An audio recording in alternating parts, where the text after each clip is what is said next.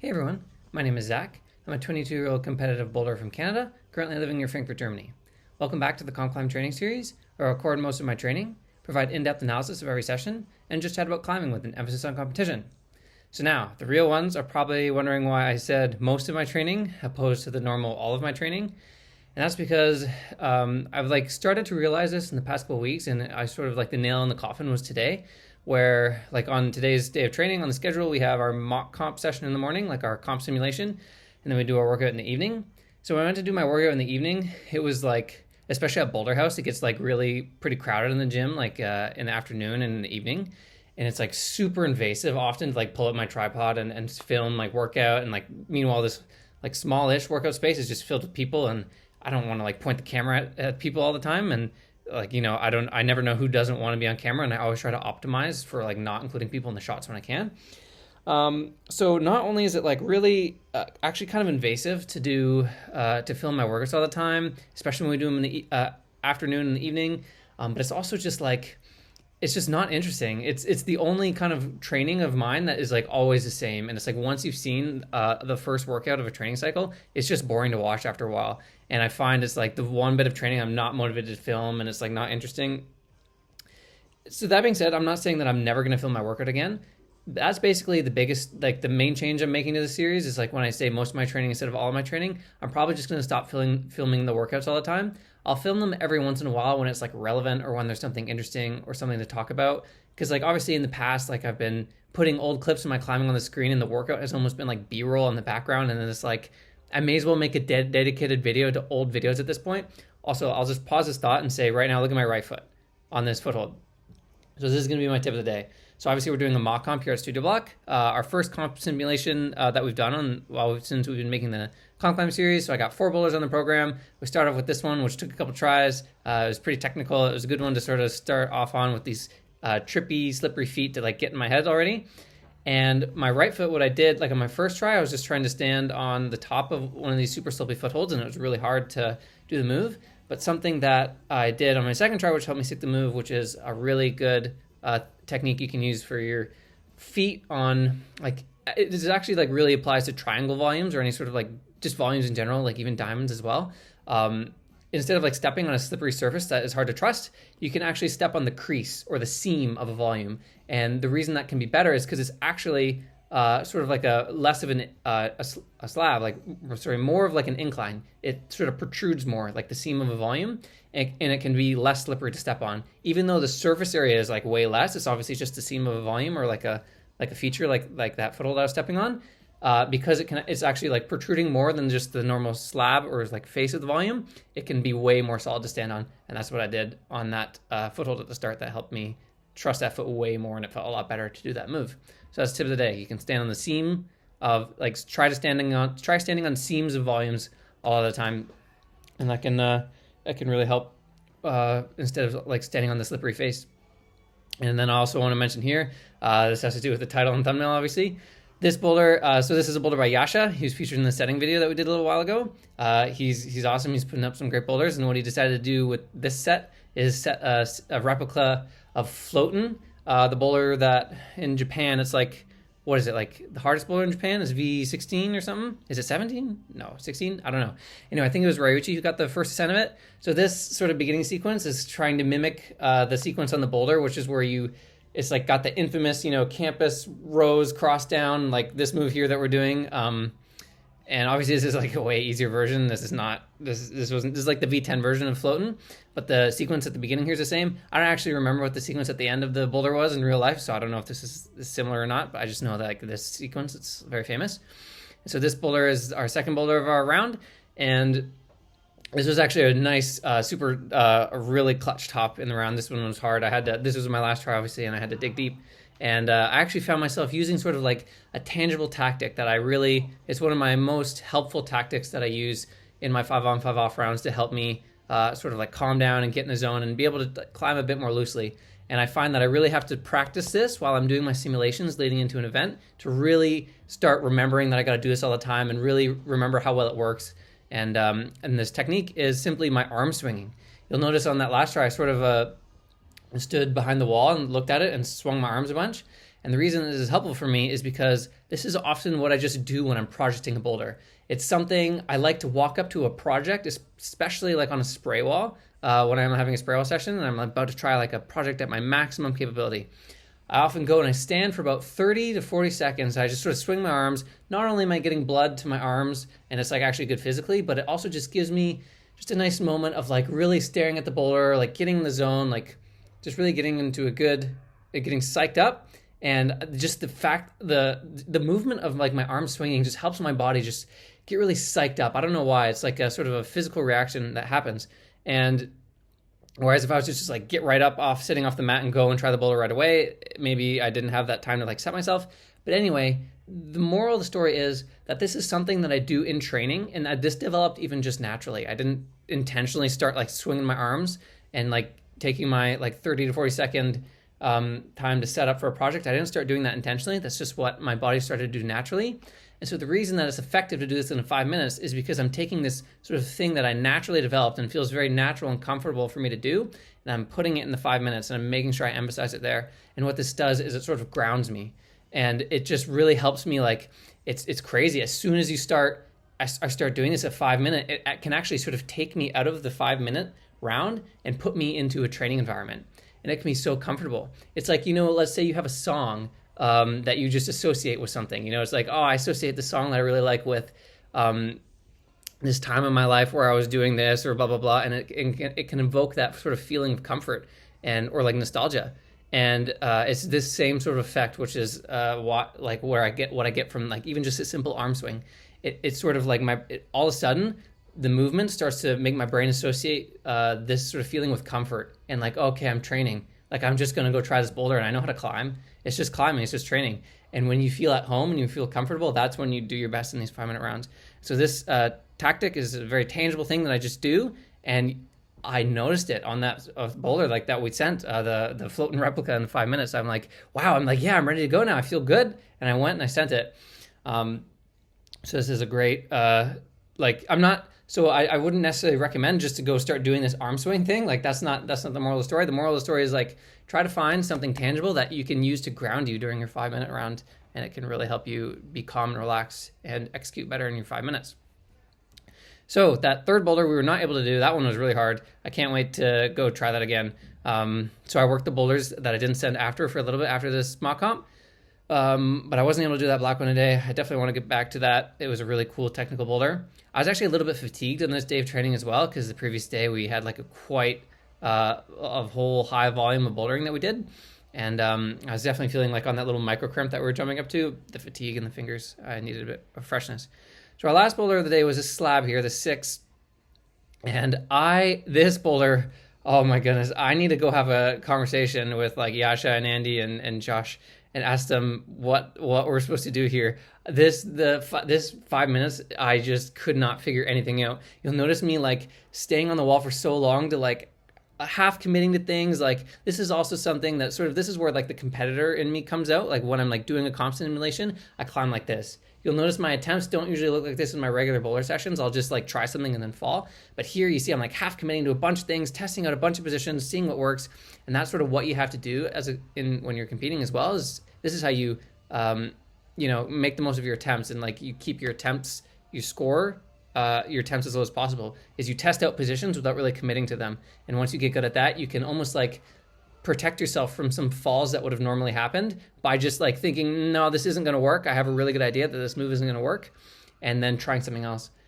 That being said, it's always like a fine line. It's like, when do you actually have to when am I actually just supposed to commit to something and see if it actually works? It can be a tricky line to tread sometimes. And Maddie has actually been noticing in the past World Cup season that she has been having trouble just making the commitment, and she's almost being too safe. So I think I'm pretty decent with the line. I haven't noticed myself. Sometimes I actually probably am the opposite, and I commit to things too much rather than like sussing out positions. But I think I did a good job sussing out the positions on this boulder. That being said, it didn't pay off. You see, like this is kind of overtime here. I'm just like screwing around. I could not figure anything out on this boulder, and it's a 6-2. So there's either got to be a really obvious sequence or a really good sequence that we're missing, or just like this is just like a 7 in disguise.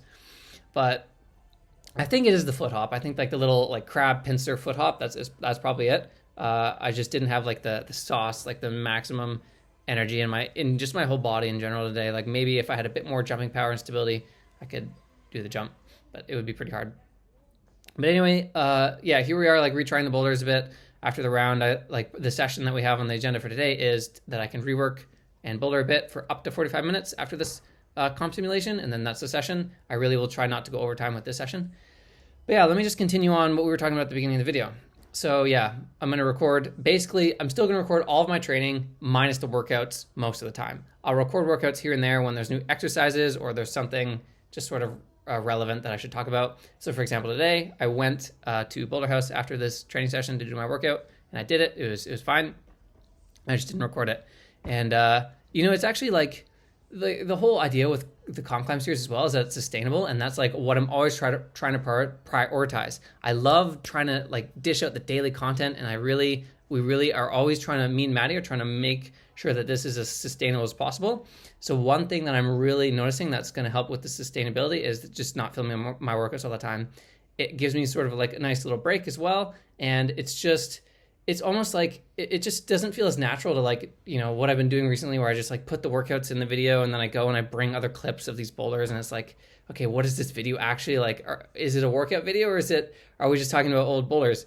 And so maybe like this could actually be a good video idea that I might start doing, as well as like some like throwback videos where I have like a bit more of a dedicated video where we go and we dip into my archives of old boulders. I think that could be fun, but like not sort of this mismatch of like, we're doing a workout, but we're also looking at boulders, and it's too many things on the screen. I had to just go through a little phase where I was figuring out what I want to do with that.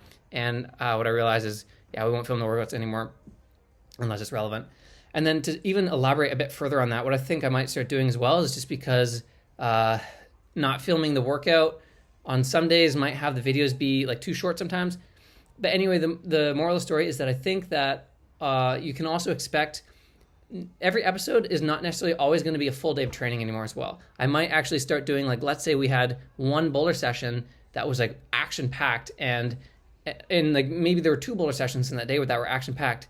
And so in some previous videos, I had to like cut some attempts down a bit more than I would like and just show some falls really quick in order to keep this video like under 30 minutes. And so maybe what I might start doing is, I did this in the past too, so I might just start bringing this back, where an episode might just be one boulder session. Even though we had another boulder session in that day, and I might break it up into two videos so we can go a bit more in depth. And I'll basically, like I said, the moral of the story is I'm just going to play around with what an episode is. Sometimes an episode might be a session, sometimes it might be two sessions, sometimes it might be a day of training, sometimes it might just be a workout if we're doing like a whole new workout and we're like doing a bunch of new exercises. Like when we go back to Canada as well, we're going to be in these gyms with like proper like workout setups. Like most gyms in Canada have like weight racks everywhere, and I can't wait to like start deadlifting again and like doing a whole bunch of strength exercises that we can't really do easily in Germany. So yeah, like I could make a whole video on like this whole new workout that I'm going to do. So anyway, yeah, I think I'm just going to start playing around with what an episode is, and that's what you can expect going forward. So yeah, today's episode, for example, is just sort of our morning session, which is our comp simulation followed by a little bit of reworking of the boulders. And then also in this session as well, I sort of have like rework / boulder is the session. So here we're trying a boulder that wasn't part of our simulation. I've already worked this boulder a bit. That's why, like, it would have been great to actually do a simulation on this boulder, but we've already tried it, so I couldn't. And this lab was on the comp wall, and it was one of the boulders that didn't make it into the setting video because it was just too much footage. And I've tried it a little bit. This middle sequence is so hard. We were struggling with this boulder so much in forwarding. Me and Maddie were like really working it today, but I was just too tired at this point to really give quality attempts. Like these attempts that I was giving today were worse than my last training day. And the trick to do this foot match as well is like you have to press with your thumb on this foothold. Like you see, I'm trying to avoid it now. And that's because it actually really starts to hurt your thumb after you're putting so much weight on it. So I was kind of frustrated today. Like I really couldn't work this boulder too much because my thumb was just, even after one or two tries, it was hurting too much to really try this foot match a lot. So what I decided to do is like, I never actually got to try the ending. If you'll remember back to when we were trying this boulder, I like tried one time to like sort of crip my way up these footholds, and I should have like got fingertips on this working jug because I was trying to try the ending, but I couldn't. I like fell going up to it. So today I was like, no, you know what? I'm going to find a way to get up to this working jug. I want to try the ending of this boulder. So Maddie was like, yeah, step on my knee. And then I'm like, I don't want to jump off your knee. I feel like I'm going to hurt you. So instead I started doing this. This is actually some good parkour training. This was our cardio for the day. learning how to like run up the wall of this jug. But yeah, here on my next try, I finally do it. And then I couldn't really figure out the ending anyway. I was like, I guess I like figured out how to match the finish, but there's still a lot of work to be done to figure out this middle sequence on this slab. It's possible. Andy said he has like done sort of all the positions and he knows it's possible. So like I want to pick a day. This is a great boulder to do on our slab session. We have a slab session coming up in a few days, like just a dedicated slab session, which is another session that's new to this program. And this will be a great boulder to just like not save it for the end. Like you'll know how I say I like to save slabs for the end of my sessions, and that's sort of an injury prevention thing that I do. I do the physical boulders first while I'm warm so that I don't hurt myself. And then I usually save slabs like as the session is like winding down. I don't need my grip strength as much. But this is a great one to be like, this is like a max limit slab where it's like, I actually need to not save this for the end of the session because even my feet get tired by the end of the session often when you're just wearing climbing shoes. So this is a boulder that I need to try while I'm like super fresh. And like on my slab dedicated session, the whole point of it is to warm up the body just enough that I can go start doing slabs right away. And that's something that I don't usually do in my normal boulder sessions because I always have to put them at the end, and that's for injury prevention. So I'm actually, let's go try this boulder again on our slab dedicated session and see if we can like really work it really well and make some progress. I'm excited for that. But anyway, this was my last time of the day, and this wraps up today's episode. And then I got something coming up on the horizon for you guys. It's actually quite exciting. We got sort of another fun video planned, and that is while I was doing my workout at Boulder House later in the day, on this day, I was talking to Simon, the head setter at Boulder House, and Johnny, and they're like in the past couple of weeks they've been telling me how there's a new gym opening in Heidelberg called COMPCLIMB, and it's being opened by the owner of Boulder House. He's opening like this sort of gym that's gonna have like a dedicated comp wall, like a bunch of spray walls. It sounds epic from what I've heard. And so the setters at Boulder House are also setting for this gym, and they've been doing the opening set for like a week or two now or something. And then I don't know when the gym is supposed to open, but they want to do like some testing and some forwarding on like Saturday at this point. And so I was invited to come have like a session, and we'll get some content. We'll film some videos. Like, you know, I'll show you guys. You'll get to meet the setters, like Simon and Johnny and all these other setters. They're so awesome. They're so nice, and they're really good at the job. And I'm sure they put up a bunch of bangers, and we'll just have a fun session, get some fun content. I think they're going to have some other camera people there, like actual videographers, which should be fun. And maybe we'll see what footage of theirs we can use on this channel. I don't know. We haven't worked that out yet. But it's funny. Like I myself am not like a videographer, honestly. Like I'm sort of like a climber first and like an athlete first, and then the YouTube is sort of like me trying to showcase what I actually do through like the videos. But it'll be fun to actually get some proper video. I don't have a really good eye for like making climbing videos like really well and editing them nicely, and I don't have like, you know, fancy camera. So it'll be fun to actually like get some cool like videos, and then hopefully I'll be able to add some cool climbing on top of that. So anyway, you can look forward to that. That's probably coming out in like a week or something. Like the session will happen in a week, so I'm super excited to visit. And the gym is called CRIMP. I don't think I mentioned that yet. The gym is called CRIMP, if I didn't. But yeah, look forward to that. It's going to be super epic. Of psyched crew people, and it'll be a good time. Insert catch video right here.